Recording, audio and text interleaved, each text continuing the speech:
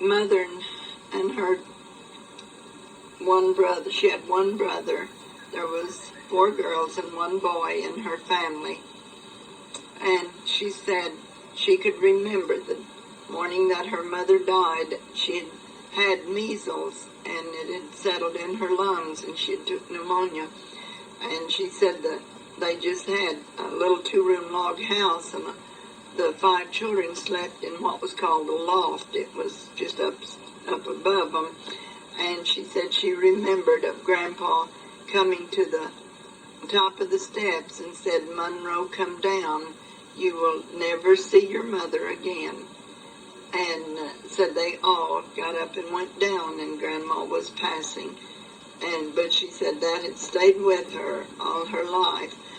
Uncle Monroe was awful good to his sisters, and they was very lonely, and he would take all of them and go to the woods on Sunday, and he would kill, a rabbit or get some fish or whatever, and he'd build up a fire and roast it, and they would all eat in the woods. And they really thought now they was having an awful good time. One time, Aunt Lizzie was just an awful little thing, because she was just 13 months old when her mother died. And she was just 13 months old when her mother died.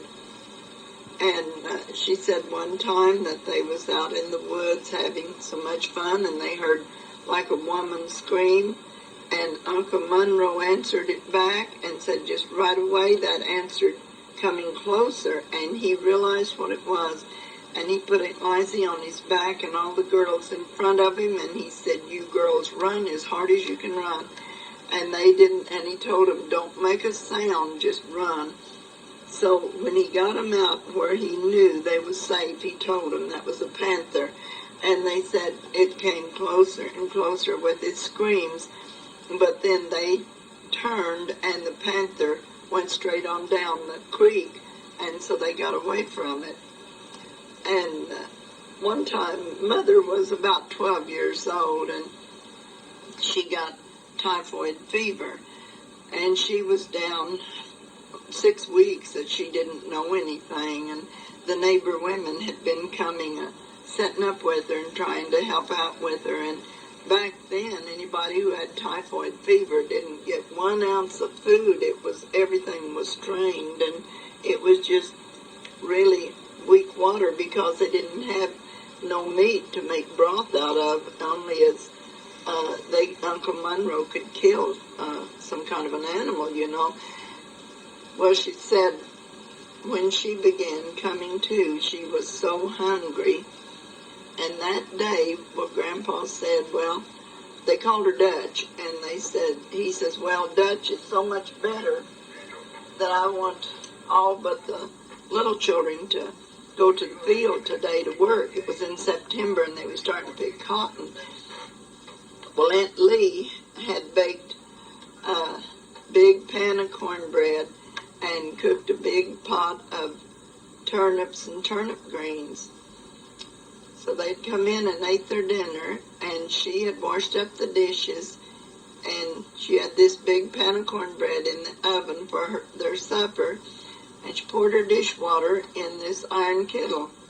Well, the little children had all went outside to play, and she said she was so weak, she got up and managed to get in the kitchen to see if there was anything that she could eat. And she thought that was the broth from cooking the turnips and turnip greens. They called it pot liquor. And she got that cornbread out, and she ate nearly all of that cornbread, crumbling it in this dishwater, only she thought it was pot liquor. And she ate it all.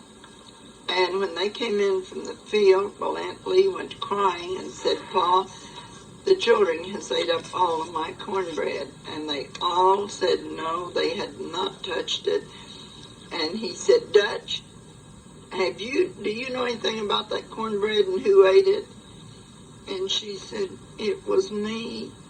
And he said, "What in the world did you eat all that cornbread with?" She said, "That pot liquor." And Aunt Lee said, "Pa, that was dishwater, and it was made with lye soap. And said Grandpa just laughed and said, well, looks like it's Connie helped her anyway. He said, we'll just bake more cornbread, but she looks better than she did at noon. And Mother said from there on she went to gaining her strength. But she often laughed and told about that. Well, when Dad and then I wanted to tell one other thing about Mother and her family. On Sunday, they saw the neighbors getting ready to go to church, and they knew they was extremely wealthy people. So when they left, well, they went over to their house, and the woman was going to have company from church, and the table was all set, and her dinner was all cooked on the stove, and there was cakes and pies, and they took plates off that table and filled them and sat down at that table and ate their dinner and got up and left. They said, many times they'd been ashamed of that, and they wondered if the people didn't really know that it was them that was just so hungry. They could have cleaned up their mess, couldn't they?